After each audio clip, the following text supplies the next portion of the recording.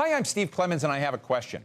China is playing a bigger role in the Middle East than ever, but can it compete with the United States to be a peacemaker between the Palestinians and Israelis? Let's get to the bottom line.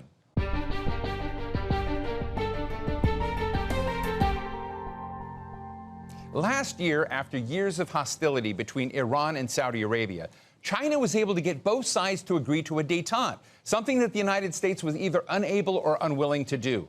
Now, with the war on Gaza in its 9th month, China has presented itself as a major power that's less biased towards Israel than the West. Beijing has criticized Israel for going well beyond self-defense and argued before the World Court that the Palestinian use of force to resist oppression is their right and cannot be equated with terrorism. For years, China has been expanding its economic footprint and criticizing the world order run by Washington.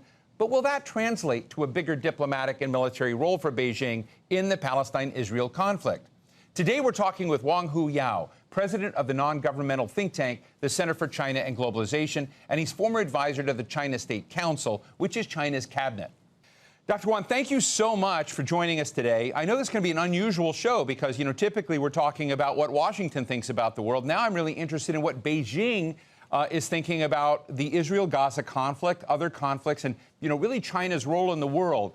And so I'd love to get your take on the Israel-Gaza conflict, how Xi Jinping and the Chinese leadership and the Chinese population is looking at this conflict right now from your point of view. Thank you, Steve, for this show. Actually, I think that while this war has been dragged on for quite some time now, it's more than half a year, and it's really devastating to see people suffer there, and also that the whole world is watching this in their living room on a daily basis. Yet we cannot solve that this crisis. I think the Chinese position, government position, of course, is very clear. China, at the very beginning, condemns all kind of violence or attacks on civilians. I mean, that's very clear for China. But China actually would like to see, this is not really go over beyond, the tolerance of the human, security, because we see large casualties of civilians. We see there's a humanitarian crisis happening, and then we see there's so much international efforts, international consensus, UN resolutions wants to bring this war to a ceasefire. Yet we still have not seen that happening. That's really disappointed I think to many Chinese, and I'm really dismayed to the world to see this war still continue. So we hope that we're going to really see a ceasefire. We're going to see some peacemakings going on, and we see that the whole world community and of course China can work with them to really stop this crisis that is really happening already for too long and too large scale beyond the imagination. I was interested in various Chinese leaders' statements that, from their perspective, that Israel's actions right now in Gaza have gone beyond the rationale of self-defense. And I think that's a pretty bold statement, from, compared to others that China has made. And I'm going to be honest, I think there are Americans that may rightly or wrongly, they think they're fair to both sides. They think they're fair to Palestinians and that they want, to protect Palestinians, but they have this relationship with Israel that seems to have no boundaries. I'm interested in how you see this and whether you see America in sort of a hypocritical moment and whether or not China is willing to weigh in more greatly to basically to say to Israel, back off. Well, it's quite possible. I think that that is exactly happening. The U.S. used to be the war policeman. Of course, they are trying to maintain the certain post-war war order, but they are really looks very, very incompetent now, and particularly on this crisis, we see the double standard probably applied to this situation. Certainly, there is a large influence of course, of Israel in the United States, but then we even see that the influence is diminishing, and particularly for Prime Minister Netanyahu, actually still hanging on the power there, and the war is really beyond what the necessary, of course, to retaliate. I think there's over 10 times more probably casualties, or even 20 times more, which is way beyond the imagination. The suffering of the humanitarian people, the relocation of 1.52 million Palestinians on the Gaza Strip, and particularly we are seeing this crisis going on, the hunger, the casualties, the children, the women, and all those sufferings that displayed on the daily basis in your living room is really beyond people's imagination. So I think China actually, of course, step up its effort. China has been talking to all the parties. Particularly recently, China has a minister summit of Arab minister meeting with Chinese leaders. And I think China has, really hopefully that, we should really solve this fundamentally with two-state solutions, with really stop the fight and have a ceasefire. Let's get a UN resolution in place and really to put this to the end. This is really, really alarming, and I think unbearable probably with such a crisis going on, with such a large casualty of civilians, which is really totally beyond control. I think that is really very unfortunate, very tragic. I think Chinese government is and Chinese people is really getting more and more, really much attention on this crisis now, and wants to get involved and wants to help. Absolutely, there's a great desire on the Chinese side to really want to see the peacemaking going on. Actually, recently, the Chinese government has announced they're going to donate 500 million RMB for the humanitarian aid to the people in Gaza, and really calling for open all the channels, open all the rescue packages, and really see the situation improve and see the crisis stop. We all woke up in Washington, D.C. one day to the news that China had played this key role in normalizing relations between Saudi Arabia and Iran. And I tell you, there was a whiplash effect. People said, my goodness, that was sort of America's terrain. That's sort of what we did. And China, in a way, jumped into a role that we hadn't seen before. I'd love to get your insights in not only with Israel-Gaza, but China's kind of new diplomatic mission around the role in surprising ways. And what is driving that right now? Absolutely. I think China now has actually increased its soft power, so to speak, using the Joseph Nye's term. Because China, now has opened up, and the last 45 years, China grew into the second largest economy. And China has become the largest trading nation with over 120 countries. So the world stability and prosperity is vital to China's growth and prosperity as well. So what has happened is that China, of course, for example, you mentioned about, made the peace deal for Saudis and Iranians, which is great, because China is the largest trading nation with both countries. China buys, largely all their 90% probably their export of energies to China and to the world probably, and then that's really a big influence. So I think that the Arab nation, particularly from Saudis and probably from Middle East, from the Iranian point of view, they also don't want to see their agonizing positions. They want to have a ladder to come down. And then they don't want to do it through the U.S. or EU because, they were involved, the U.S. was involved in the wars and in many conflicts in the Middle East. So they need somebody nice and clean, need somebody credible, and somebody never had invaded or never had occupied any of their territories. And then China is the largest trading nation with all of them. And it's very natural for them to come to China, and China is willing to engage more to make the peace. It's to the Chinese interest and also to the world prosperity. So I think that's what has happened for making this deal between Israel and between the Iranian and Saudis, because China is really wants to show that they are friendly with both countries. So when China says, please don't do it, please let's stop, give me face, stop it. And then they probably would do, because they respect China. as largest trading nation for both of their countries. So I see that happening actually in the Middle East, even for the Gaza conflict. China is the largest trading with all the Arab nations. China is the second largest trading nation with Israel. I think China used to maintain both good relations with both Arab and Israel, and probably the time will come for China to step in and say, look, let's really come to the end. Let's really solve this issue and find a solution to that. And probably China, particularly now with Global South, would have more influence now. China recently did something with Brazil, a 6-point peace plan for Ukrainian and Russian conflict. And I had a Turkish foreign minister come to CCG a few days ago in Beijing and saying that Turkey is also would like to work with China to help on those conflict in the Middle East or in Russian or on Ukraine. So I think there's a lot of things that China can play a more active peacemaking and peace mediating role now than used to be. So I think it's also because China has a vested interest to see a more prosperous, more stable, more peaceful world that is really benefiting both China and the world.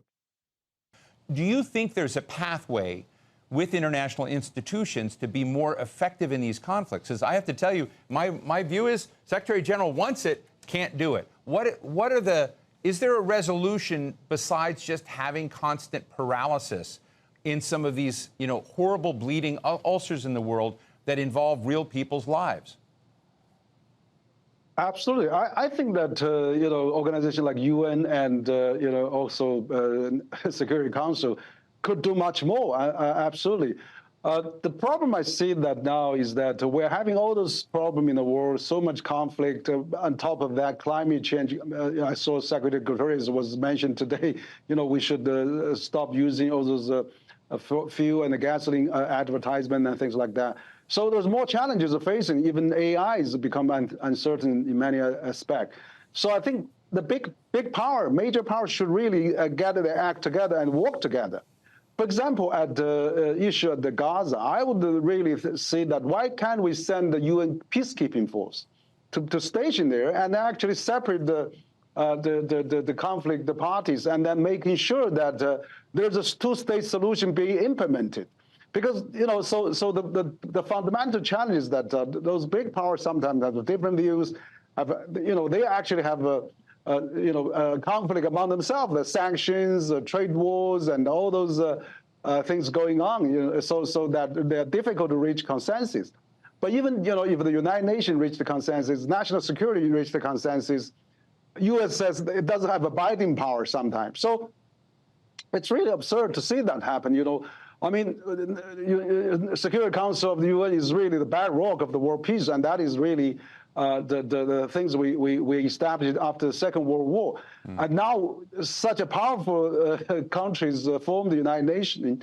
Security Council can't stop a small regional war in Gaza. That's really absurd. I really think United Nations should strengthen its implementing power, actually, like UN peacekeeping force should be actively deployed, used in stop the Gaza fight. And that's really, I think, what we can do. And also, I mean, if the two-state solution, proposed by, European countries, recognized by also proposed by China, even U.S. do not object that.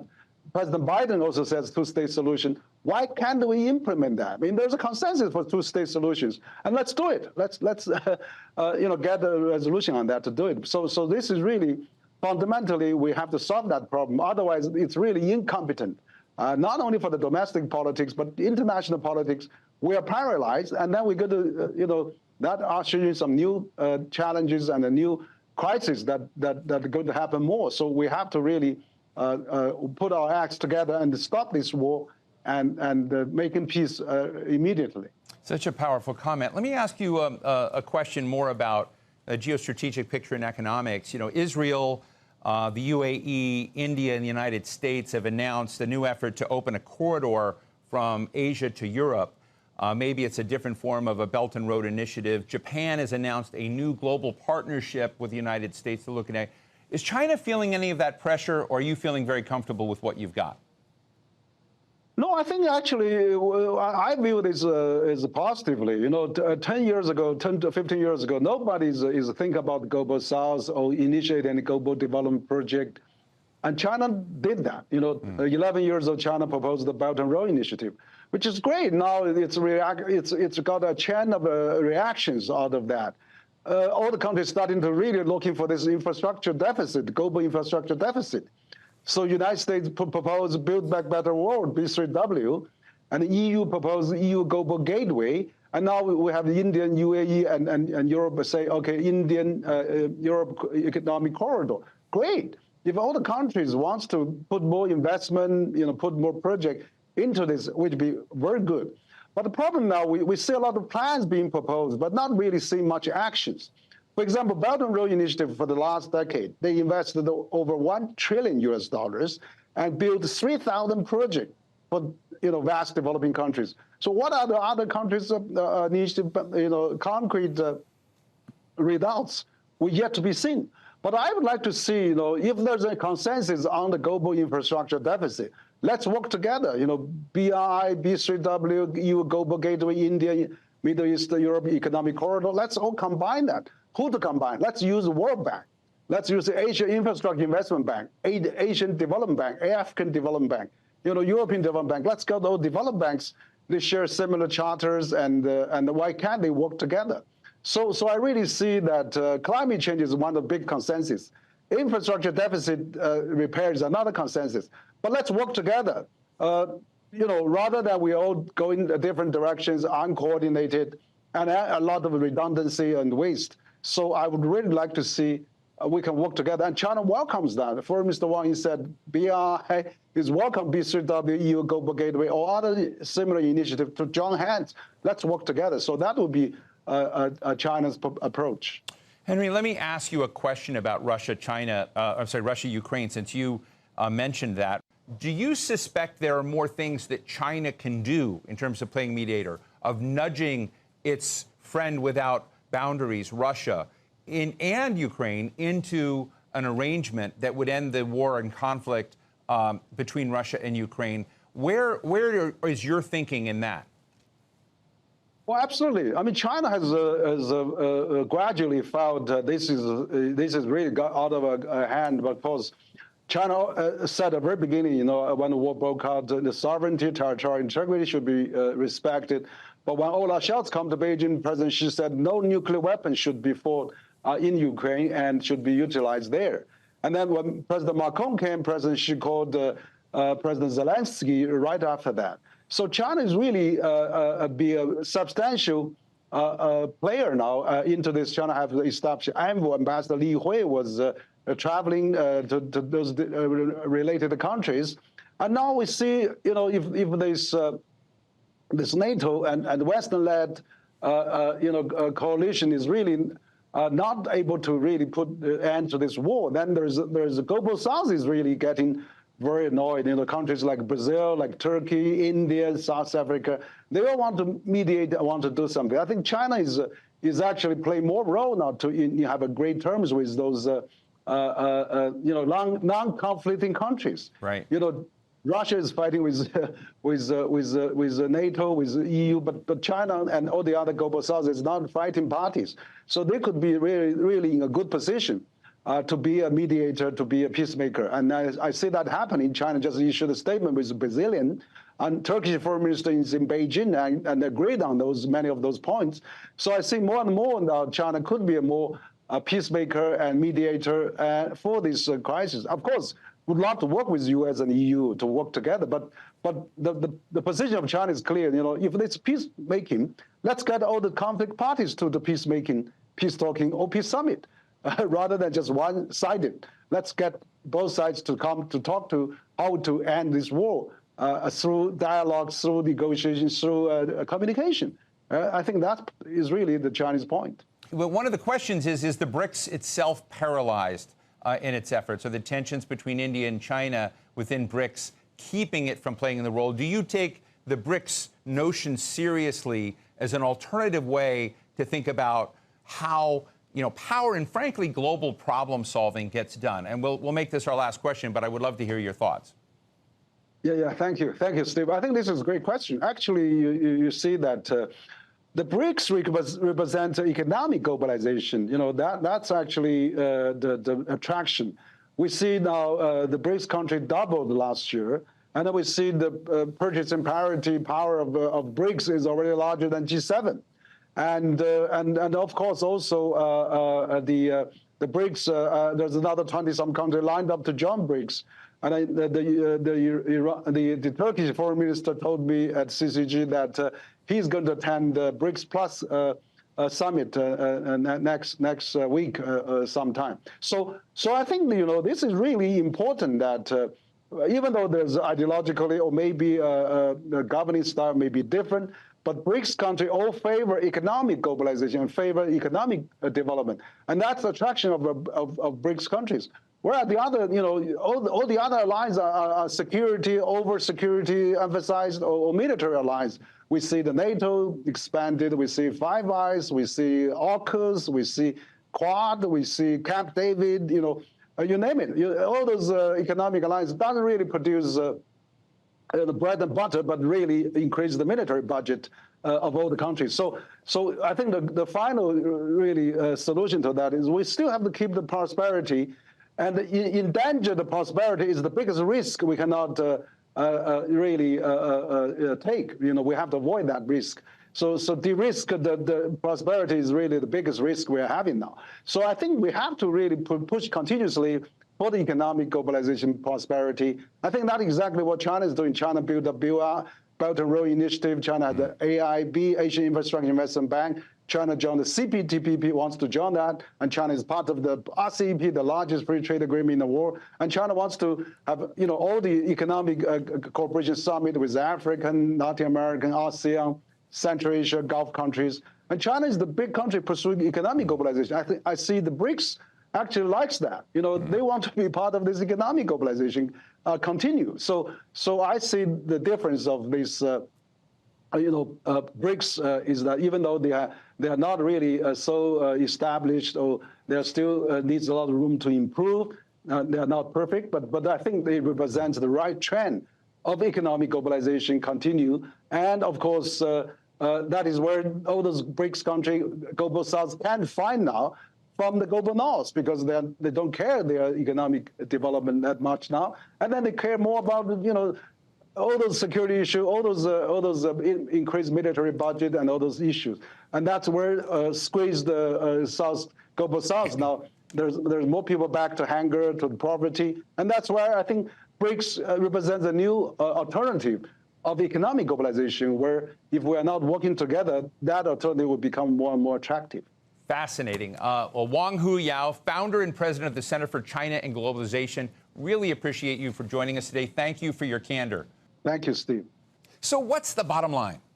Everybody hates the enforcer of the rules. But the hard truth is that the world needs enforcers, whether we like it or not. Why? Because some conflicts cut so deep that the warring antagonists just can't find the balance that delivers safety and justice from each other. So the enforcers make global rules, which of course tilt in their favor. For almost a century, the U.S. has believed that it alone is the premier diplomatic, economic, and security force solving global disputes. And of course, it resolves things its way. But more recently, other countries are entering the field. China's reasons are clear: geopolitical competition with the United States. I don't think China has deep roots and concerns about either Palestine or Israel. But on the other hand, if it can get some credit with Arab states and Iran by playing a balancing role in the crisis, then all the better.